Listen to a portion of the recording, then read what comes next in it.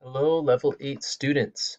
I want to welcome you to Unit 12, which is about civic rights and responsibilities. This continues the theme of civic engagement that we started in Unit 11. I want to invite you to take a moment to think about what you know about the words rights and responsibilities. What do these words mean? You might want to pause the video for just a moment to think about the meanings of these words.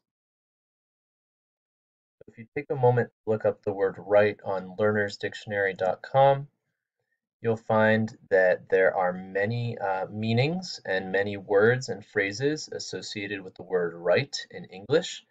However, we're going to focus on this meaning, something that a person is or should be morally or legally allowed to have, get, or do.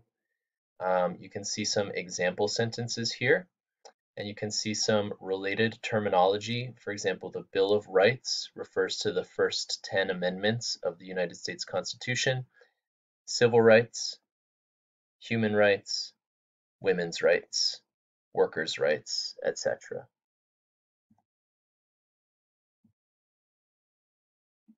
So for our goals this unit, we will focus on identifying the rights guaranteed in the Bill of Rights, also the rights of people who are accused of crimes.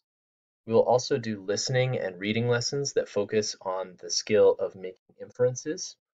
And our main grammar target will be using modals of deduction, such as must, may, might, could, or can, using these modals to describe a guess or a theory.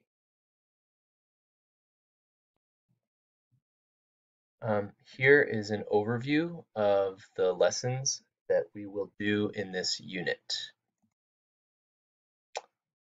So within Unit 12, we will start with lesson 2, which is a grammar lesson about using modals of deduction.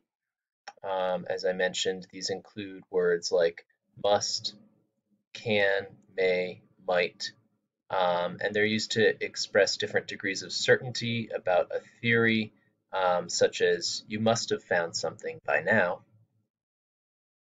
The next lesson we'll focus on will be lesson 4. Identify the rights described in the Bill of Rights. This is a reading lesson. And lesson 5, identify the rights of people accused of crimes. This is a listening lesson with the added skill of making inferences from listening. In lesson 6, we have another grammar lesson about punctuating adjective clauses. And lesson 7 is a reading lesson about evaluating campaign propaganda. Finally, lesson 8 is a writing lesson about recognizing hasty generalizations in an argument.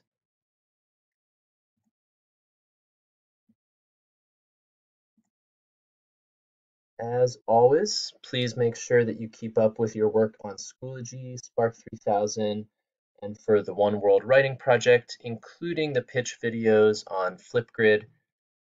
And do your best to complete the work for the day it is assigned, and let your teacher know if you're having trouble keeping up. We're here to support you. Of course, keep attending your Zoom class sessions as well.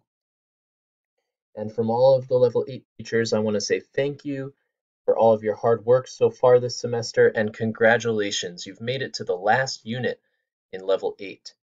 So we believe in you and your power to reach your goals. Keep up the great work.